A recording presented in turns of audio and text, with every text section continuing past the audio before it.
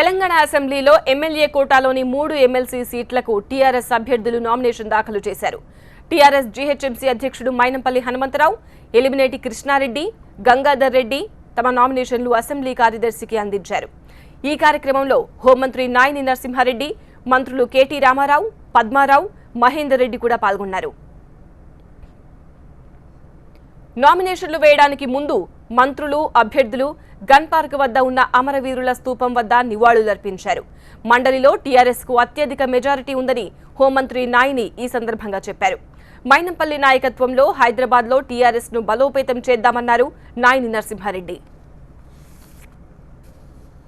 హనుమంతన్నకు నేను చెప్పేది ఏమిటంటే, అయ్యా నువ్వు హనుమంతున్నటువంటి పెద్ద మనిషివి, నీ దగ్గర పెద్ద బలం ఉంది, నీ వానర సైన్యం ఉంది, నీ ఎమ్మడి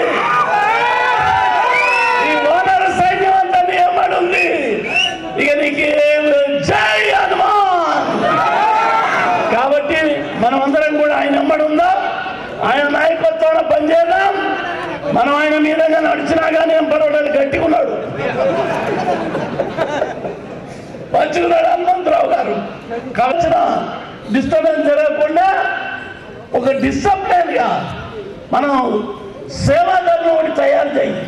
హైదరాబాద్ లో మంచి సేవాదారుల కార్యకర్తలను తయారు చేసి వారందరి ద్వారా మన సమావేశాలన్నీ ప్రశాంతంగా